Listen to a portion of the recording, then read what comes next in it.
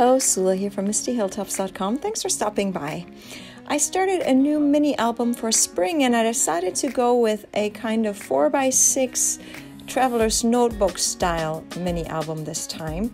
I've been shying away to do the actual traveler's notebook style with those inserts there because usually I don't plan ahead too far as how many pages I want to have and all that, and so with that I feel like you're much more limited with you have to plan ahead with the pages and all that. So but anyways, I see how far I get with this one, and I am enjoying working with this style of an album. I'm using the digital version of the collection My Favorite Easter by Echo Park, and I prepared everything in silhouette and then cut everything out, and then ran a card around the edges, not the ones that are actually touching the outside edge of the page, but anything that will be on the actual inside of the page.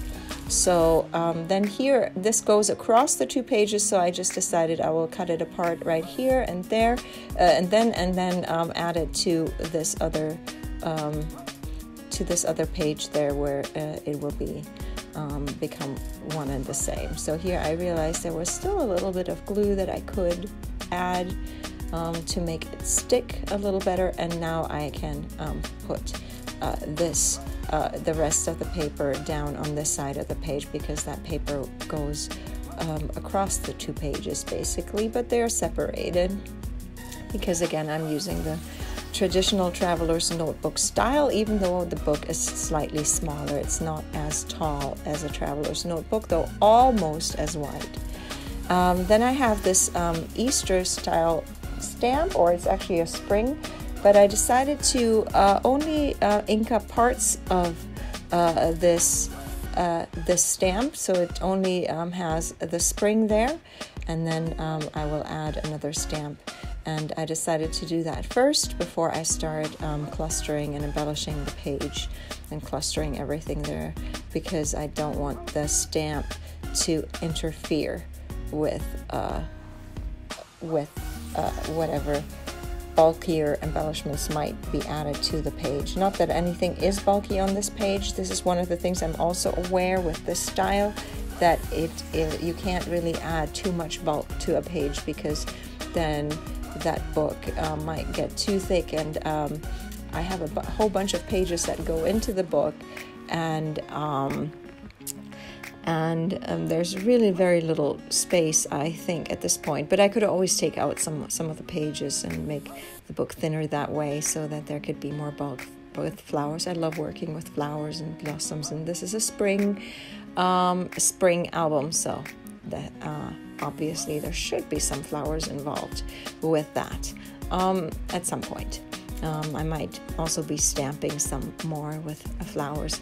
So anyway, here I am just putting together the word first signs of spring is what it's gonna say, and I wasn't sure if there's that little white space between the S and the paper. I wasn't sure if I would be able to squeeze the signs, or the first signs thing word bit right there, so I decided to just cut it off a strip of paper, and then or just stamp it on a strip of paper and add that, and that in the end it adds a little extra something there to the page. I think it might make it even more interesting than just stamping the entire title onto the background page.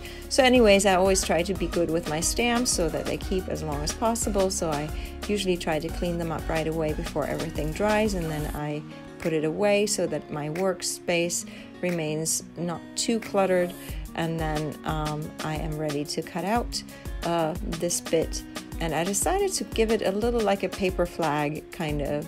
So I'm cutting in the center there, just a tiny bit, and then going in from the corners. So that would be my title for this page, but there's also this other element piece that goes there, and here I realized, I want to also have that distressed, and I hadn't done it, so I quickly run my card around the edges there just to roughen it up, and it helps with adding dimension, and it helps with adding some more contrast to the other papers. It looks so much flatter and more boring if I just put the paper without distressing the edges. And then there's this little stamp that I'm adding. I just used one of my circle dies to cut out that stamp. And then I have my two pictures here, and these are literally the first signs, the first blossoms I saw this spring, and took note of it and took a picture of it. And I think it's really pretty to have all the springy things going on. And then there's a few more things to embellish, and that would be my page done. I hope you enjoyed this video. Give it a thumbs up if you did. Consider subscribing, and I hope you have a great day. Thanks for watching. Bye.